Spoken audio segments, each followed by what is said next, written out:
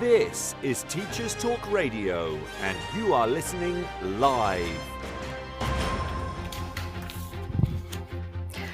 Good day, everyone, and welcome to the morning break with me, Khanh-Duc Kuttig. We had a slight technical difficulty, but I am here now. So it's Monday, 18th December, and today my guests and I will be exploring differences in the classroom, covering anything from personalities, abilities, interests, This and is Teachers learning Talk styles. Radio, and you are listening live. Tune in live at ttradio.org, or to join in the conversation, download the Podbean app and search Teachers Talk Radio. Follow the hashtag TTRadio. Tune in, talk it out with Teachers Talk Radio.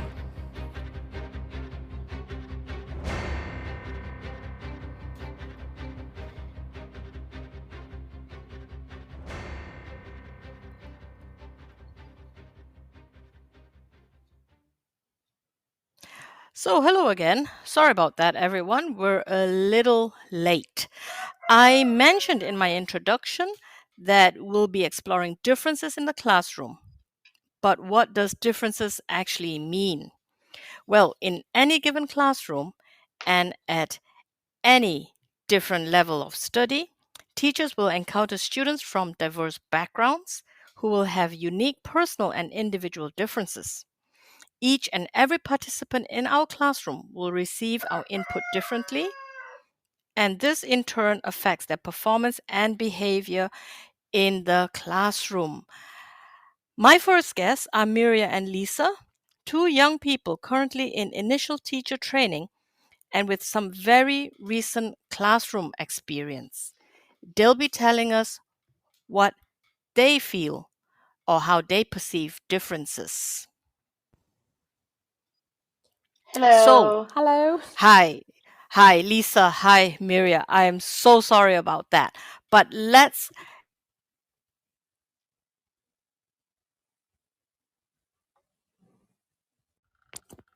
what do you think they're talking about? What might they mean when they say different? I'm sorry, I couldn't understand all what you're saying because there were some tech problems, I think. Okay, I'll just repeat my question. If a teacher comes out of class and says, "Oh my goodness, everyone in my class is so different," what do you think they mean by that? So I think that every child or every human person is different in their own ways. And I think you have some people that are more outgoing and some people that like to be by themselves. So I think that a teacher has to, adapt to each student individually. And I think that's what you mean by different, because not everyone is alike. For example, somebody is better in math or somebody is better in languages. And I think that's what the teacher has to really look at and has to adapt to. Okay, so you're saying, what you say, Miria, is really interesting because all these kids, right, or these young people, they're in class and they go from one subject, from one lesson to the other, and they don't all, cope equally well, whether they're in math or in English or in sciences. You mentioned a very interesting thing also about personality differences, and that impacts how we work. Lisa, what other differences can you think about, or what differences have you experienced in your recent teaching? I would say that every student has a different ability to understand tasks or work with them. Mm, Um, I think that's a major difference um, in class or um, in school in yeah, general. Yeah. yeah, yeah. So their ability to deal with tasks. How would you, as a teacher or as a person who's going into full-time teaching at some point in the near future, what do you feel about differences, about dealing with differences? How do you feel about it? I think it can be quite a struggle for a teacher to really think about every student in the room, to deal with every personality and adjust the tasks so that every student can deal with it on their own level. So I hope yeah, Yeah, I I get said what you're that. saying. I get what you're Okay. saying, Lisa, that it's challenging not just for the student, right? You're saying that it's Yeah. challenging also for the Yes. teacher Yes. because you have on average what 25, 35 students, and if you have all those different personalities and you mentioned Yeah. abilities. Yeah. You Yeah. have to consider all of the students' abilities or background, personalities, and I think it can be struggle, or it can be a struggle, or lead to problems concerning different or several tasks. Yeah. Mm-hmm. Miria, could you add to that, to what Lisa just said about, with the different abilities and different personalities, it gets difficult. Yeah, I would agree with her, but on the other hand, I would say that most of the teachers in training, or most of the teachers, have like this teacher personality.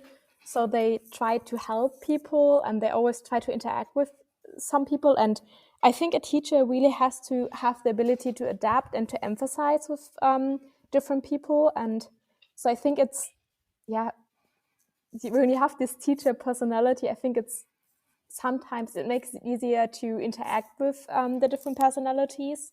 Mm-hmm. Um, Yeah. What kind yeah. of personality does a teacher have to have, or should a teacher have? I think that, yeah, like I said before, a teacher should be able to, yeah, adapt to different situations, to different people. And Mm-hmm. he or she should also, yeah, emphasize with the children and also has to have knowledge about the topic. So, for example, when I was in school, I know that every time we have like, yeah, a teacher evaluation, we always said, okay, a teacher has to know what they're talking about because students notice if you Mm-hmm. don't have a plan about the topic.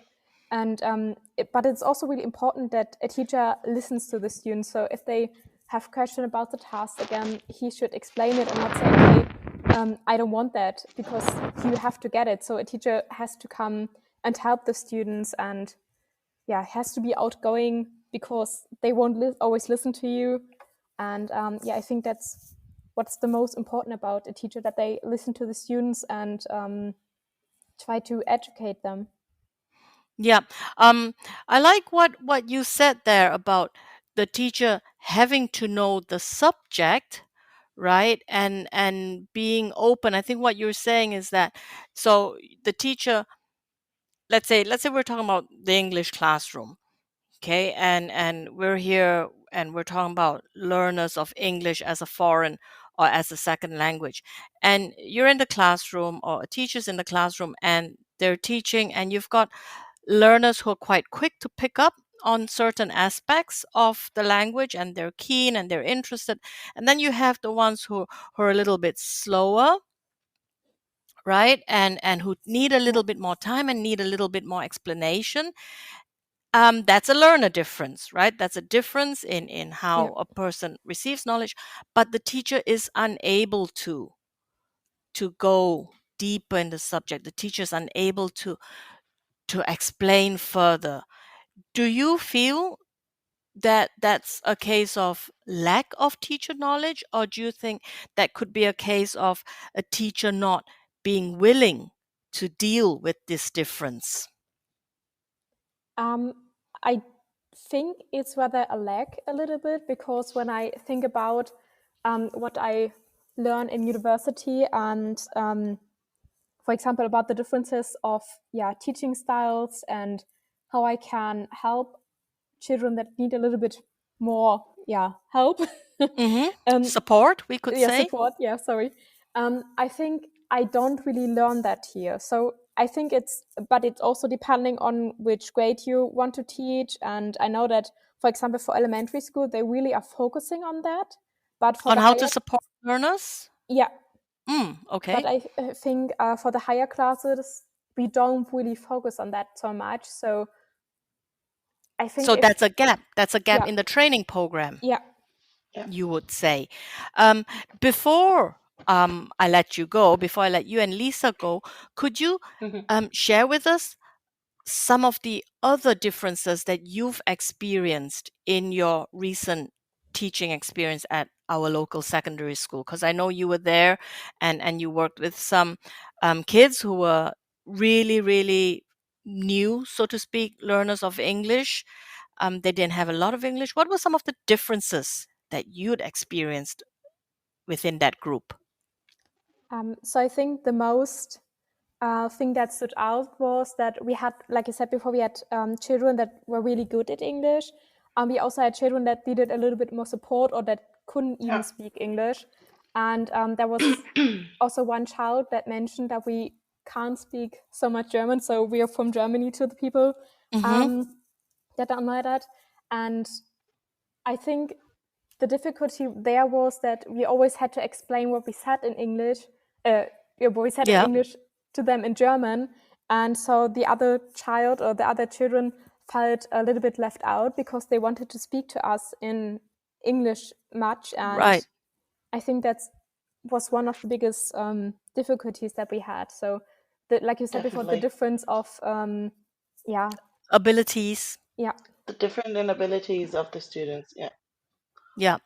And that is the thing, isn't it? You want to do right by everybody.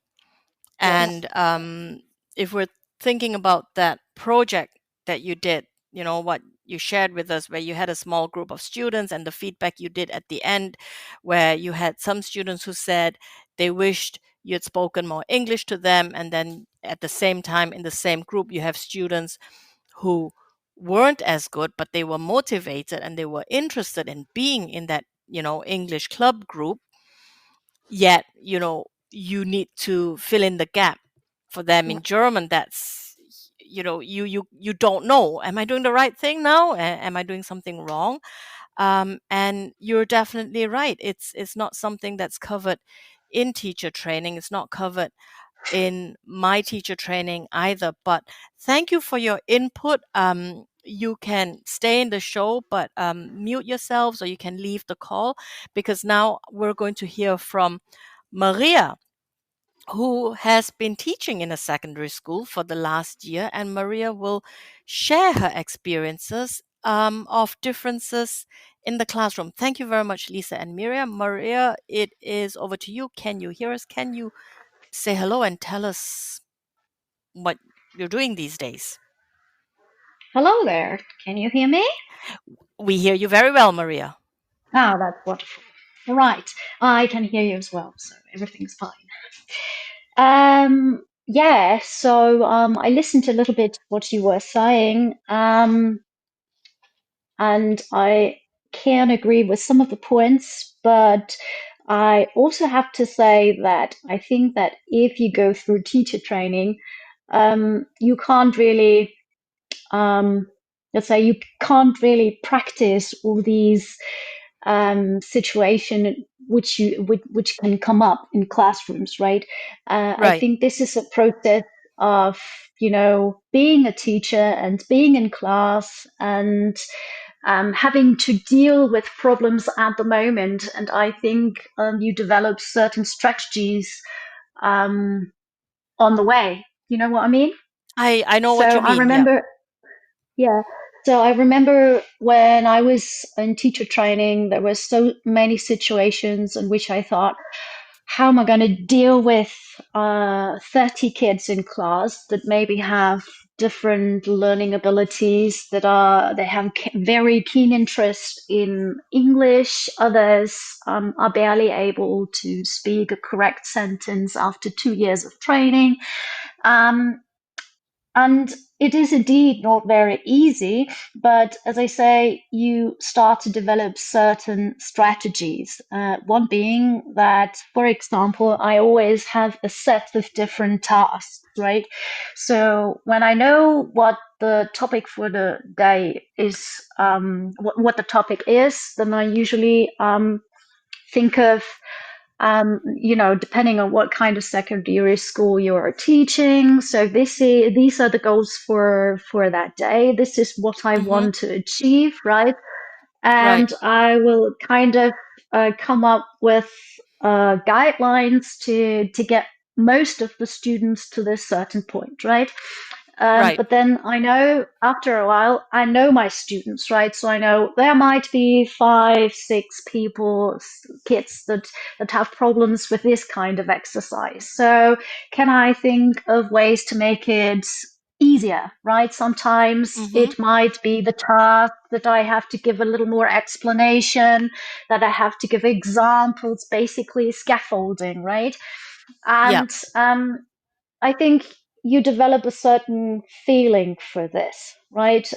You know how tasks work, how they understand it, and you can work with it. You can always create tasks and have like extra work or give extra help. And Mm-hmm. usually, what I do is specifically if I have like 5, 6, 7 year students of the fifth, sixth, 7 year, they become quite eager to become experts, for example, right? So the kids Right. that are very fast in learning new grammar, for example, I can make them teacher of the day, something like that, right? Okay. So I try to involve games. For the ones that are always finished first, I ask them to peer evaluate to become teachers.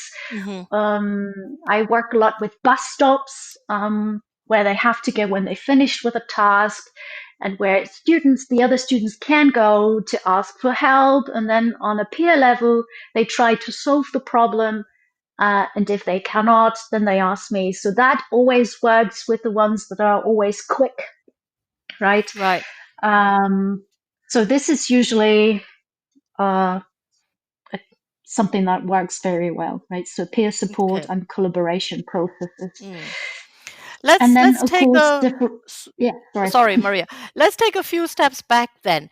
So what Okay. you're saying, okay? No, it's really good ideas, and I'm gonna pick up on them. But I want to go a few steps back, and it's here Yeah. what you're saying is actually it begins in the lesson planning stage. It's not Yes, of about course. having, it's not about having your lesson plan and saying, okay, I'm going to go into class, this is what I'm doing, right? It's you've got an additional Yeah. step. There's an Yeah. imperative step. You need to do it. So you have your Yeah. plan of what you're doing and also of how you're doing it. And an Yeah. experienced teacher, like you say, you learn on the go. You get to know your students. Of Yeah. course, it's difficult the first time you meet any class, but as you get to know them better and as you get to know their personalities, you can then have what I call your basket of tricks, right? Your Yes, pocket full of absolutely. tricks where you can, you don't know, maybe sometimes okay, that group of students will always be the ones to finish first, and that one's always the one who's probably going to struggle, and you can plan that accordingly, and it Yes. has to come in the Yeah. lesson planning stage. Tell me about bus Yes. stop. Explain it to me. So bus stop really means I put up a sign that says bus stop, right? And let's say they have various grammar tasks, right? I asked them to use possessive determiners, right, last week. Right. And some kids are very good at it. They are fast learners, right? Mm-hmm. So I give them the task, and there might be kids that are still struggling with the same kind of exercises, right? So I put up the sign in my class, and everyone that's finished with the task can go to the bus stop sign, right? Right. And wait for someone to help. So if someone else finishes, he or she goes to the bus stop sign, and then they talk to each other, right? So it's very collaborative. They can talk about the task, compare results, discuss if this is right or wrong. They can look up in dictionaries or whatsoever, right? Mm-hmm. And they can try to figure out what the correct answer is, specifically when they do writing, right? When I ask them to write, I don't know, about their hobbies or whatsoever, right? Yeah. Um, they can just give each other feedback. And then also I ask them to correct mistakes if they can, right? And at the end Mm-hmm. of this, they can come to me for advice if they need, right? But I make sure that I always rock around the classroom and see how things are working, and I'm there to help, right? So I feel that this is a very good way of combining. So, and also, well, not really combining, but it's a good way to make those that need extra help um, actually ask for help, right? Sometimes Yeah. it's easier for them to ask fellow students rather than teacher. Yeah. Yeah. And also for those that are very fast, right, fast learners, to actually switch roles and become teachers, right? So that Right. on a certain level, they kind of have, or they at the end they have deeper knowledge, right? They don't know not to, they do not only know how to I don't know, finish a task, but they also know how to explain it to others. So this is something that works very well. And it helps them process that information Yes, as well. That exactly. that By information, the becoming information about teachers. Yeah. exactly. A Mhm. question to the bus stop task, Maria. When they're in that bus stop stage and they're Yeah. negotiating meaning, they're discussing, do you insist that they use English, which is the foreign language to them, or are they allowed to talk to each other in their L1 German? Depends, right? Usually before I do bus stops, I prepare the students. That's always important, right? You can't just Mm-hmm. introduce a new thing to class. You just have to prepare them. Usually when I do this, like say year 6, 7, 8, right? They get phrases for discussion, right? All right. Yeah. So they know how to give feedback. So they have useful phrases that help them to discuss. Yeah. Um, that's what I do before, right? It has to go into my planning of the Mm. session, right? So I have to think on that, and then they usually can give each other feedback, right? Okay. So let's say if it's year 5 and they've just learned English, right? They can't really do it. I try to do it with like easy phrases, but usually then I allow them to use their native Okay. language. And you've gone through a couple of, I mean, you've got the experience of teaching at different levels. So when they come in Yeah, Germany, when they come in at year 5, they're yeah. kind of still at elementary level, and you've done 6 and 7 and some higher levels. Do you find Yeah. that they're more confident having done a particular, having, for example, having done bus stop with you, that they know what it's for, that they're more confident in giving feedback and asking for help? Um, yeah, I think they do. But it kind of changes again. Well, it also depends on the personality, of course, right? So Right. there might be students that love it, right? Others don't like it, right? They don't like to talk to each other. They're not collaborative learners. You have to Right. to consider all this, right? Take all this into account. But sometimes I see that around, yeah, when they're around 13, 14, it becomes more difficult, to be honest, right? Because Yeah. then they're teenagers, they have other problems, right? They don't take things so seriously anymore. So, yeah, sometimes the bus stop can be problematic at these age groups, but so like the little ones, year 5, 6, they really like it usually. And then later on, when they're older, this is a good method as well. Okay. Okay. So you mentioned that. You mentioned, if I sum it up, it's an attitude to learning, right? That there's some of Of course. them, they have different attitudes. That there will be those who feel, well, you're the teacher, so it's your job to teach me and give me the information, Absolutely. right? Yeah. And then there's the responses to teaching methods and practices. Some Hmm. students, like you say, depending on the age, and I hear it also from my own kids, some of them, my son, for example, who's in primary school, loves being the person to be asked. He's a native speaker of Yeah. English in a German primary school, so he Yeah. loves it. When the teacher when they're stuck and then the teacher says, "Oh well, we don't know the answer. Let's see what Sean says." He loves it. Yeah. I know older kids, and I had that discussion in my teaching last week where someone said for older kids being identified as the so-called experts gets Exactly. embarrassing, Yeah. right? That's the problem, right? Yeah. Yeah.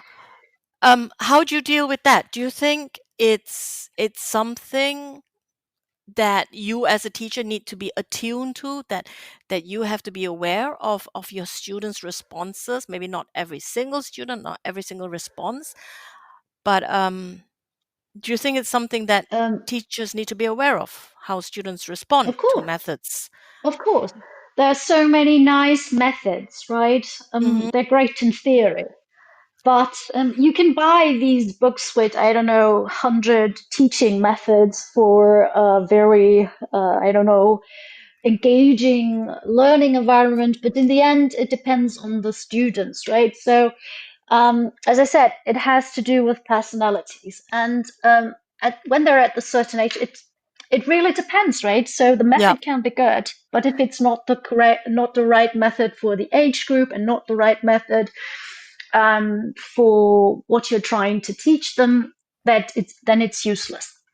So you have to definitely be aware of this. So I know that in some of my year 7 classes, I can do a certain method, or I can teach through a certain method. And let's say in a different class, I can't do it, right? Mm-hmm. Doesn't mean that they always get away, right? So sometimes I'll say, well, this is how we want to do it, because there's a certain goal behind this, right? Yeah. And then I'll make them do it no matter what. But I reduce these instances to, let's say, topics where I know they could be really interested, right? Okay. And then Okay. being experts, then is different, right? So, for example, I had to teach, I don't know, Scotland, right? Yeah. Or Ireland, right? And I know that maybe they are not interested in history and all that stuff, right? But then I know, for example, there are some guys that like to play football, and then I try to change the task, right? So make them do an expert session on football teams or whatsoever, right? Or on sports. And then it works. Then they don't really feel embarrassed, and they take care, right, of what they're Yeah. actually doing, and they do the research. So, yeah, it's sometimes tricky. Yeah. Yeah.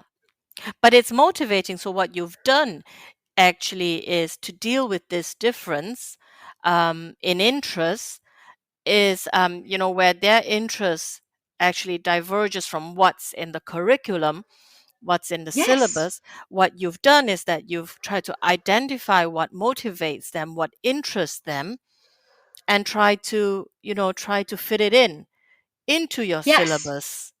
And Yes. that's actually a skill that teachers need to have. There are some Absolutely. who feel pressured. I mean, the curriculum isn't that strict, right? If you actually think about it, you have to talk, let's say, about Scotland. I mean, there's so many ways. Of course, grammar, you have to do the grammar, but you can be creative, right? Right. So I think, of course, with the years, it's a lot easier for you. I know that in the first, let's say, 2 years of being on a full position, life can be hard, right? Because you have Yeah. to consider all these methods and have like a certain amount of tasks at hand. But the longer you do it, the better a teacher you are, and the more relaxed you are, I feel, right? Because you could say, been there, done that. I know what I works. I know what know, doesn't work. yeah, exactly. So it becomes easier. Yeah. Can you And then share with us? sometimes I Yeah. just ask them, right? Sometimes Uh-huh. I just ask them, right? Sometimes I just say, okay, what would you be interested in? What do you find is, or what do you think is a good way of dealing with this? What would you like to do? And then see if I can include them somehow in the process. Mm. And that, though, some might argue, actually creates more work for you as a teacher. There'll be those who Yes, it say, does. I'm so busy enough as it is, and I've got all this work. And if I'm going to, pander to everybody's interest, um, Yeah. I'm going to double my workload. Hmm. Yeah. Exactly. Well, it depends. It depends, right? It can. It can, of course, double your workload. But you'll see that once you do I mean, it also depends on the amount of work, right? So if they Right. say, can you come up with a complete new topic and introduce this or that? No, maybe I will not, right? But if Right. it's the little things that count, right? So Definitely. also, yeah. So if I just, okay, um, so if you do this task now and concentrate, then maybe we can do this. And this is it's like sometimes I call it the class contract, right? So they have Right. to sign it. Basically, if you say, work on this properly, but then we're done with this, and then I usually say we can do something fun or something like that, right? Yeah. I like that. So You're it you're depends. another one. You're another one of my guests who has mentioned the class contract. I've got quite a few guests, and when we talk about, behavior in the classroom or different activities for teaching teens, it always comes back to the contract in the classroom. And since, you're one of the many people I've spoken to who's mentioned it, it must be something worth doing. Everybody seems to talk about it. Maria, do you have a story for us? Can you tell us a story where you had a really good activity and it just fell flat? Oh yes, when I was still in teacher training, Mm-hmm. um, I had this one visit from my tutor, and I knew the class, but not that well, right? I Yeah. was only teaching 3 sessions a week out of 5. So Mm-hmm. I knew there were some students in there that were very good. It was year 5, just beginning of the school year. And the idea was to teach, yeah, it was a listening comprehension.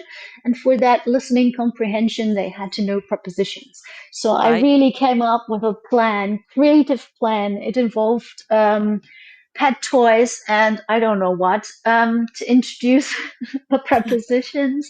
And then I created a listening comprehension. I had so many questions for so many different levels, right?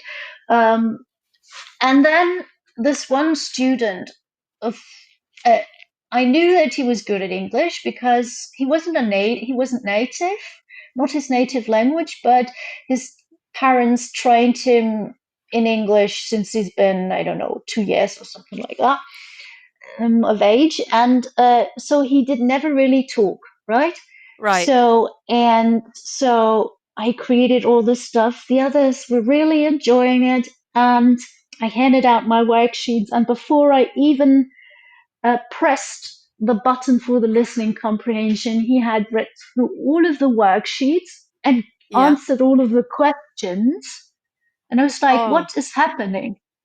Right? Oh no. Yeah. So yeah, that was not the best day of my life, I'd say, right? So, Okay. and the problem was he started talking in English with me, perfect English. Yeah. Um, the other kids didn't understand, right?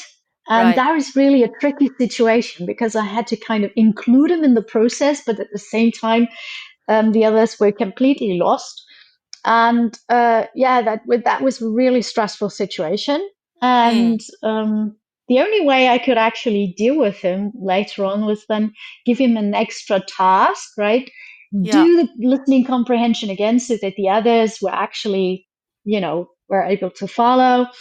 And then I would usually give him tasks that were a bit more difficult. And then I came up with this idea where at the beginning of each school year, I printed out, let's say, stories for Mm-hmm. kids. And whenever that student finished working on the tasks, right, I'd say, go on, read your story. So that on a different level, that kid could actually, yeah, become better at Engage. English, Yeah. Yeah. And engage with the lesson. So what you've Yeah. done is, you've kind of included that child in the lesson without excluding anybody, Yeah. right? Yeah. Because the others were still getting something, and they still had work to do, and at the same time he was given work that was, given something to do. Yeah, The child was but given. that really is the problem, right? Mm-hmm.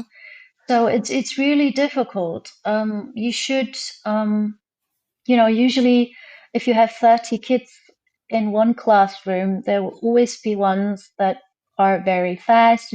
They're rather slow learners. But at the end of the day, they have to reach a certain goal. Yep. And you can't always say, so that's a mistake that you do when you start teaching. You say, all right, so it's always the 5 kids, they're very fast, they answer the question, the rest has to move on. No, right? Mm-hmm. Just have to take care of the others and include them in the process and make sure they understand, and rather differentiate, right? Have different instructions, have different Yeah. levels, varied instructional materials, or also flexible grouping, or even sometimes individualized learning plans, which can be necessary, right? Yep. So, or even adapt assessment whatsoever. Yeah. Yeah, I have that. So you're talking about students, learners who some are faster than the others.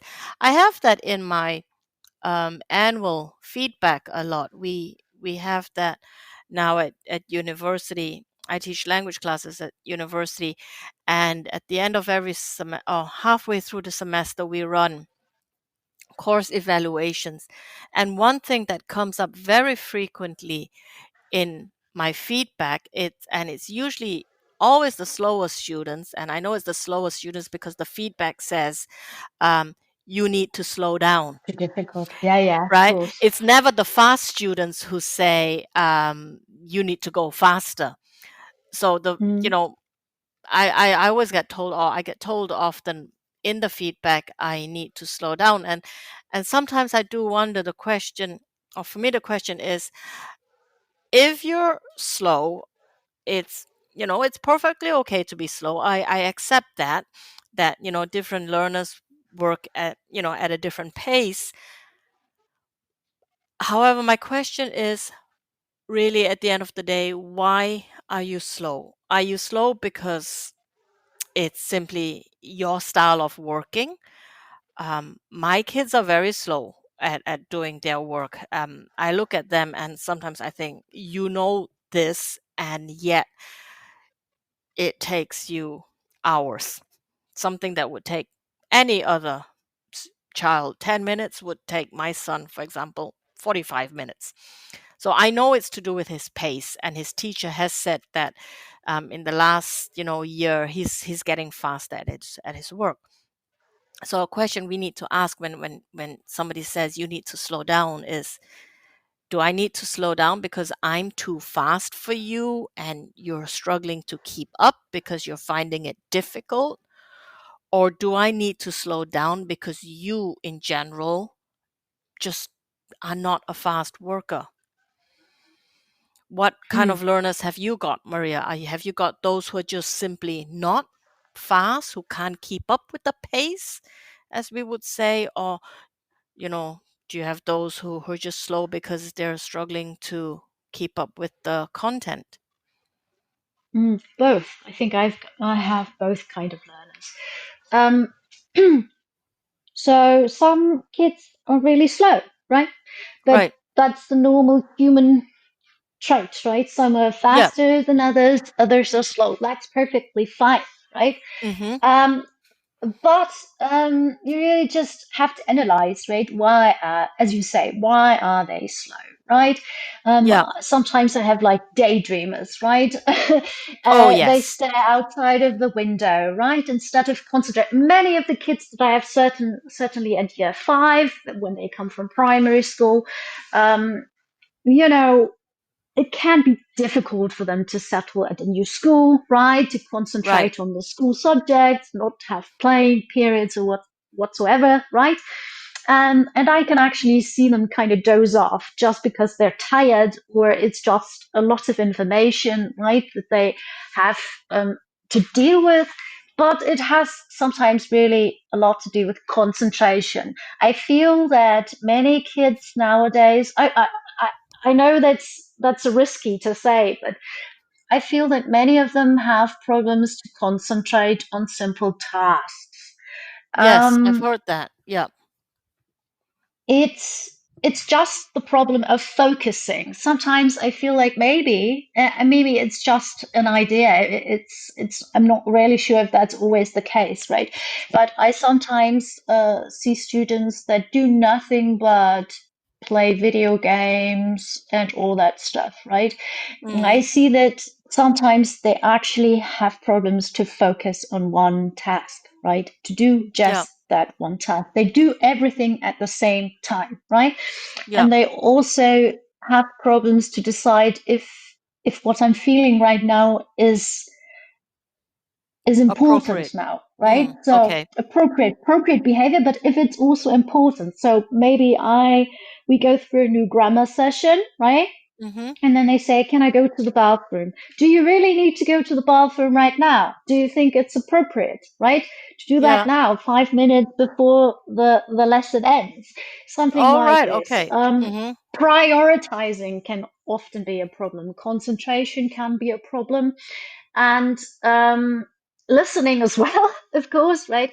Yeah. But if they're slow, they have to work on this, right? So usually if I see that half of the class, or let's say even a third of the class still hasn't got it, right, I go back a few steps and say, okay, let's try to explain this once again. Or I ask fellow students to say, can you explain it to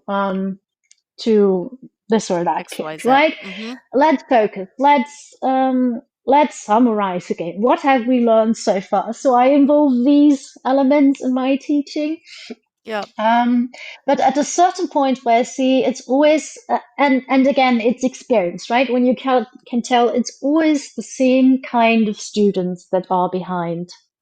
And then Yeah. you talk to the other teachers in that class. Are they the same in German classes, or are they the same in history classes? Is it just basically their work ethic, right? Right. Right. Then it's something I I would say they would have to work on it, right? I Right. can't always go several steps back because the others also have a right to move on. You know what I mean? Yes. And they need So to move on. Exactly. Because, yeah, they you need know. to move on. Otherwise, they get bored, and then Yeah. they are disturbing the class and stuff like this, right? Because yeah. But then yeah, but I know Yeah. I that mean, then sometimes yeah, go ahead. sorry, No, yeah, we've yeah, we've done it yeah, again. but it I'll just depends. say it. What you get is disruptive behavior. Yeah, exactly. Yeah, Yeah. you have to always keep them busy. Exactly. And I mean, the question then also at the end of the day is, um, how slow is acceptable? Isn't it? I Yeah, mean, we accept and we recognize that people work, as you say, it's a human trait. We all work at yeah, different paces, and at some point, there's a just especially in a classroom, in a collaborative learning environment, there is a point where that level of slow is no longer acceptable. acceptable. Yeah, Yeah. yeah, I'm going to, in our next bit, I'd like to touch with you. I'd like to touch on neurodiversity. I know you mentioned you have a child, um, an autistic child in your class. I know of teachers yeah, who've spoken about children on the spectrum, ADD, ADHD, yeah. Asperger's, and we'll talk about that shortly. But first, This show is brought to you in partnership with John Catt Educational, publishing professional development books and resources to support great teaching and learning in schools around the world. Have you checked out their latest releases? Use the code JCTTR2324 for 20% off your order. Don't miss out. Visit johncatbookshop.com to explore their full range of titles and advance your own professional development today. Happy reading. Bet UK is empowering the everyday wins, cheeky grins, big conversations, budding aspirations. Our goal? To make EdTech accessible and teaching exceptional. Join the global education community on the 24th to the 26th of January 2024 as we make education better together. Ticket off your Christmas list today.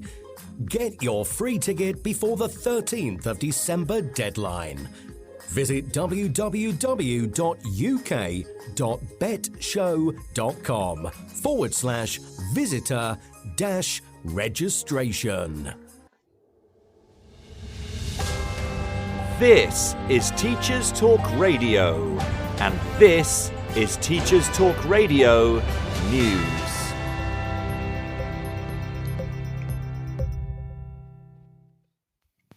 The Guardian features comment on a parliamentary report which is calling for an overhaul of secondary education in England. The House of Lords report says the education system for 11 to 16-year-olds is too focused on academic learning and written exams. The report also calls for the English Baccalaureate, or EBAC, introduced by Michael Gove during his tenure as Education Secretary, to be scrapped as a school performance measure. The government ambition for 90% of Year 10 pupils to be entered for EBAC subjects by 2025 is criticised for being too limiting and not allowing pupils to study a range of subjects. Criticism is also levelled at the overburdened curriculum as a result of content and the 25 to 30 hours of examinations at the end of Year 11. The report echoes some concerns expressed by some teachers and school leaders.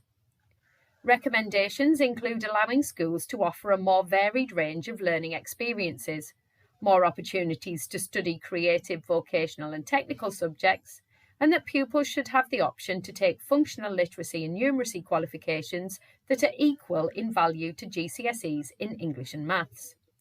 Former Education Minister under the Conservatives, Jo Johnson, says the evidence received was compelling and that change was urgently needed. Former Education Secretary Kenneth Baker said dropping the EBAC would give schools greater freedom.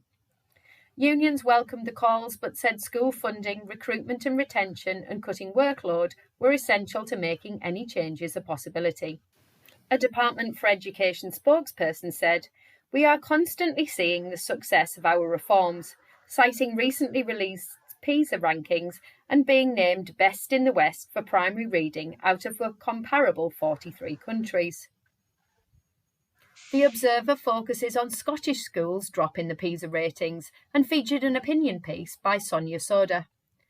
The piece lays blame squarely on the curriculum reform which began under the SNP in 2010. It changed the focus from knowledge, emphasising the development of transferable skills. The approach is linked to the idea of preparing children with skills they need for jobs that don't exist yet. But the article says this is a theory based on zero evidence. The article goes on to make links to other countries which made similar changes and saw similar declines, including Sweden and France. It also focuses on the impact such a curriculum has on disadvantaged pupils, increasing, it says, the gap between the non-disadvantaged peers. As the House of Lords report levels criticism at a so-called traditional system in England, it seems that Scotland's more progressive approach is being seen in a similarly negative light. The BBC World Service features a piece on universities in Hong Kong.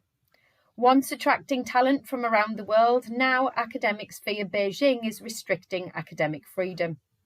In 2021 to 22, more than 360 scholars left 8 public universities. The turnover rate, 7.4%, is at its highest since 1997, when Hong Kong returned to Chinese rule. Foreign student enrolments have dropped by 13% since 2019. Security guards are now a common sight in universities, ensuring that students and visitors must identify themselves. At the Chinese University of Hong Kong, the democracy wall has been stripped bare and a statue of the goddess of democracy is gone. The 2020 National Security Law targets subversive behaviour and has seen libraries emptied of books of bad ideologies and a ban on protests. Job applications for professors have dried up, and fewer students are enrolling for PhDs in humanities and social sciences.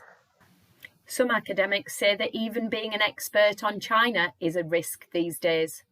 Further details on this story can be found on the BBC News website. Pupils in Liverpool got a Shakespeare masterclass from Ralph Fiennes, which they described as weird but outstanding. The Harry Potter actor is starring in Macbeth at Liverpool's The Depot, but was supporting the Friends with Shakespeare event in a local school. The workshop included warm-up games, group work and language analysis. The star also focused on the theme of ambition in Macbeth and linked it to future plans and careers for students. Finally, GCHQ has released its annual brain teaser for UK school children. Its code-breaking challenge is aimed at 11 to 18-year-olds. More than 1,000 secondary schools signed up for this year's event, according to the BBC Breakfast programme. It is the third edition of the challenge, and it is designed to test code-breaking, maths and analysis skills, with each test designed to be harder than the last. There are 7 tasks in total, and children are encouraged to tackle them in teams, as solving puzzles needs a mix of minds. The full challenge can be found on the GCHQ website, just in case you want to test your own skills. This has been your Teachers Talk Radio News with Joe Fox. So we're back, Maria, for this last bit here about neurodiversity in the classroom. Tell me about your experience with neurodiverse students. Have you got a lot? You mentioned you have this one student that you know is autistic. So is that with a diagnosis? Were you informed, or is it just? I actually have two. I was informed at the beginning of the school year. We had a conversation. I had a conversation, and my fellow teachers. We had a conversation with the parents. They told us what was important to their kid, what they've learned basically about the kids at primary school, how we could try to incorporate that knowledge in our teaching here at the secondary school.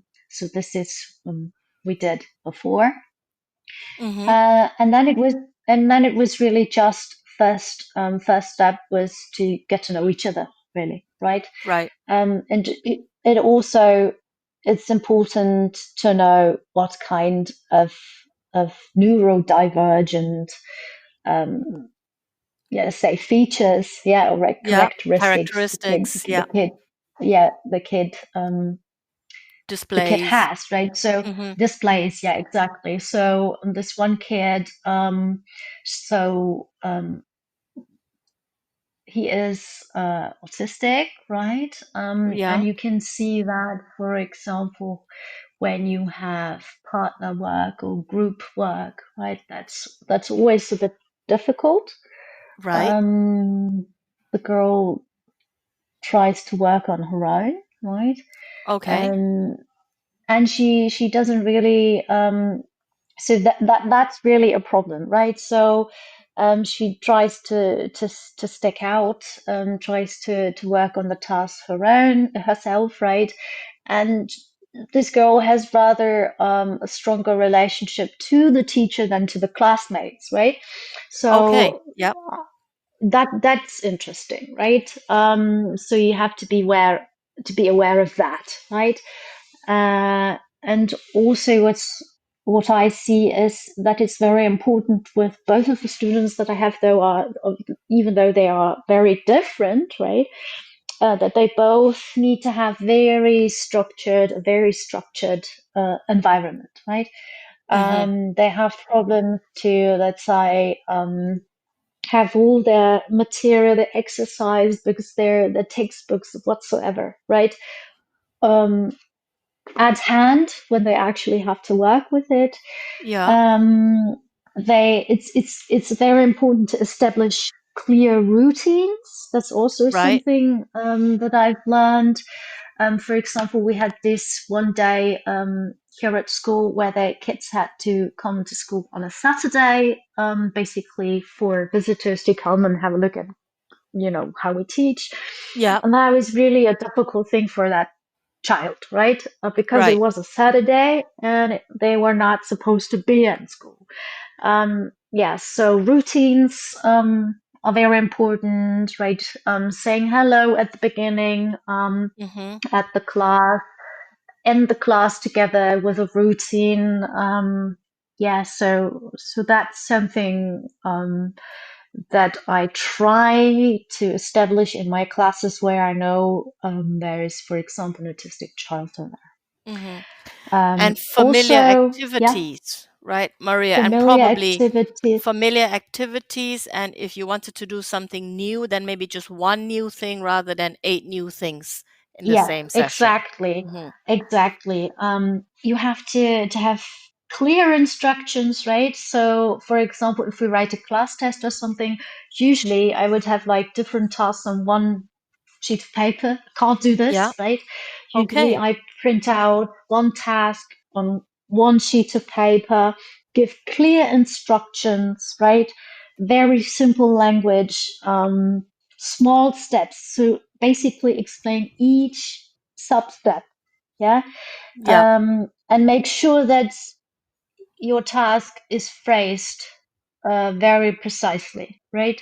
Mm-hmm. Because otherwise that can't be a problem. Something like, but the task didn't say we have to do this, right?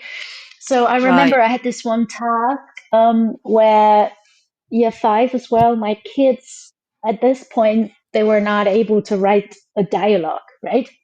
So Right. in the Yeah. textbook, they had an exercise where they were given phrases, right? And they just had to put it in the right order. But it was also they had to do on their own, right? So the phrases weren't in the text they read beforehand, but they were just given phrases and they had to put them in the correct order to make a dialogue, right? Basically Mm-hmm. scaffolding. And Yeah. that was impossible, right? That was impossible for that one child. Because she always said, but these sentences, they're not in the text. He said, they don't have Right. to be in the text, right? Right. You just have to imagine this is the conversation that the characters have after, right, what's happening in the text. You Right. actually, that was the problem. And I see, um, so that could be problematic, right? So Mm-hmm. I've become aware of that very much. Yeah. So And able to um, anticipate, I think what you're saying is absolutely. not so much, part of that awareness really is your Yeah. ability to anticipate. And it's something that we mentioned at the beginning. Well, you mentioned it. You said um, everything we do, to tackle, to address these differences in our classroom, it all begins in the lesson planning stage.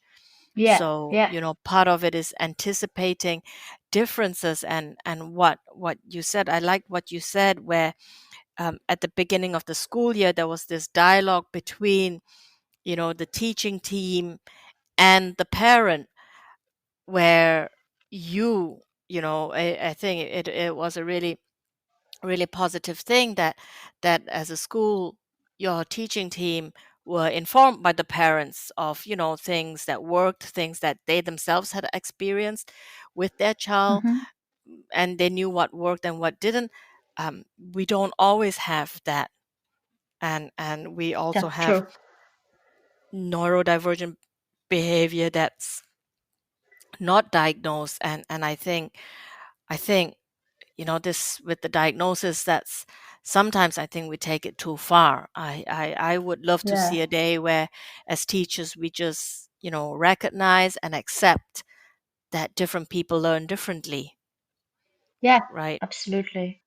Right. Yeah. Yeah.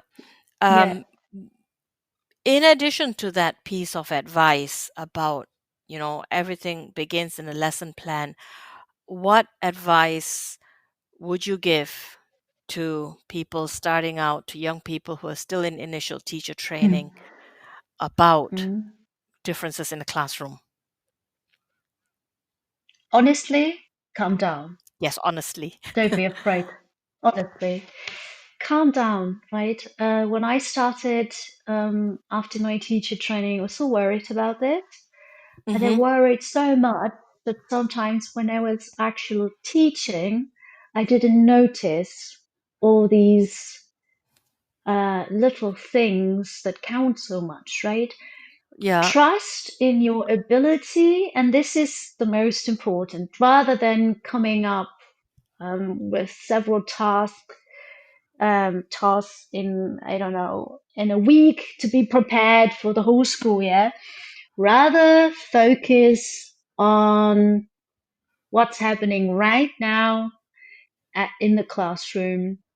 Analyze your students, try to understand how they think, how they feel, and then by Mm-hmm. time it will be a lot easier for you to find the right task. You'll get a feeling. So I often see me as well, right? I Yeah. always came to that, oh my God, I have to prepare this class. If that doesn't work, I have a plan B, and that doesn't work, I have a plan C. It's good to do so, right? But just Right. know, it's trial and error, right? Mm.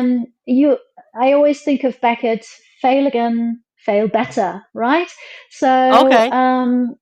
yeah, because if you worry too much, you will have so much extra work, you get distressed. And so usually I say, so when you're at the planning stage, think of a few tasks that you can do extra, right? Right. That you have at hand, and then work your way around it. It has to do a lot with classroom management, and this is something you learn by doing it. Yeah. It kind of brings us back to what Miria and Lisa said at the beginning. A lot of it has to do with personality as well, right? Yes, yes, You'll have the teacher who's really anxious, who prides themselves in doing right by everybody, whereas you can't actually always do right by everybody. You have the perfectionist, you have the one who's afraid that they've let somebody down. And I yeah. think, So, but yeah, go ahead. yeah, and I think I mean, if you're a perfectionist, right? You're a perfectionist, perfectly fine, right? But what I hear, I sometimes have the feeling that I have to be perfect in order to be a good teacher. That's not true, right? By the end of the Mm, day, what really counts for the kids most is your personality as a human being and not what you taught them, right? yeah, Most of them, right? Think back yeah, on your school years. What do you remember? I don't remember so much what I was being taught, but I remember teachers and their personalities. yeah, Right. So yeah, that is really important, and I think it's no shame if sometimes tasks don't work, or a lesson plan that you or a lesson that you planned doesn't work out. Then just be honest and say, all right, that didn't work so well, right? How could we yeah, ask the kids? I've done that. How could we improve that? What could we have mm, done instead? Right? yeah, Involve them, and they learn something by doing that. Right? yeah, Life's not perfect, and everyone makes mistakes, and that's something that I want them to be aware of, that teachers can make mistakes, and it's absolutely no problem if they do mistakes, right? yeah, Um, because I feel that there are so many kids right now. I've seen that over the last couple of years. They've become so perfectionist, right? They are afraid to make mistakes. And they are at a young age having panic attacks before class tests, or right, they are afraid to speak in front of others, or they develop eating disorders. So this is important for me, right? So Try to not to see be them as, perfect. yeah, to see the kids as humans, As to humans, see be them. human, Yeah, and it's no problem. You just, you can have a feedback session, say, well, that didn't work out so well. What could we do better next time? And then try to learn yeah, from it. Yeah. yeah. Or how can I do better for How you? can I do You know, better? Yeah. Yeah, yeah. Yeah. It's what I talked about with Louise 2 weeks ago. Also, Okay. with Yeah. social emotional learning. Exactly. Yes. You're telling the kids, I'm not. I don't expect you to get that A grade. You do the best you can, and I think Yes. especially for language learning, if they're afraid Yes. to speak, they're afraid to articulate, they're afraid to use that language, they're not going to learn. They'll always be stuck. They'll always have that fear of using the language. Yeah. Yeah. Mm. I have a thing. You taught us, or you taught me today about your bus stop method. I had a thing recently. I read it somewhere, and it's called brain break. Yeah. And the science behind it basically says that they had two groups of students, and with one group they worked 90 minutes straight through without a break in the middle, in between tasks and in between topics. There was no break. And then in the second group, they had this break in the middle, and it was called a brain break. And I tried that with my class. So the study indicated, the results from the study showed that the classes that had the brain break just simply performed better. And at Yeah. the end of the class, they were, motivated. The retention of information was better. And I tried that out with my class this past week. I don't know about the retention of information, but first of all, they really, really liked the brain break. I Yeah. put it in Mm-hmm. when we switched from one topic to the next. It Mm-hmm. gave the students who were a bit slower finishing up a previous task, it gave them the time to Yeah. catch up Yeah. without feeling pressured to catch up. And those who were finished early didn't feel that they were being disruptive. They knew that, okay, they could just switch off for now. They had their brain break. And I think that's one thing that I learned. So before we go, though, This show is brought to you in partnership with John Catt Educational, publishing professional development books and resources to support great teaching and learning in schools around the world. Have you checked out their latest releases? Use the code JCTTR2324 for 20% off your order. Don't miss out. Visit johncattbookshop.com to explore their full range of titles and advance your own professional development today. Happy reading. Bet UK is empowering the everyday wins, cheeky grins, big conversations, budding aspirations. Our goal? To make EdTech accessible and teaching exceptional. Join the global education community on the 24th to the 26th of January 2024 as we make education better together. Tick it off your Christmas list today. Get your free ticket before the 13th of December deadline. Visit www.uk.betshow.com/visitor-registration. So today we talked about students who, as we know from our own teaching experience, all have different levels of motivation, attitudes to learning, and even in their responses to specific classroom environments and our teaching methods and practices. Maria shared with us that a lot of the ideas that you read may be great in theory, but may not necessarily work out in your lessons. So everything begins in the lesson planning stage. And that's it for this episode of the Monday Morning Break.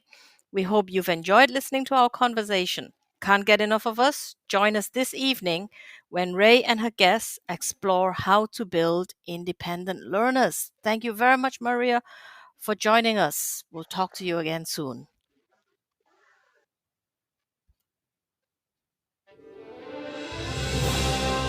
You've been listening to Teachers Talk Radio. Tune in live and listen back at ttradio.org. We look forward to hearing from you next time on Teachers Talk Radio.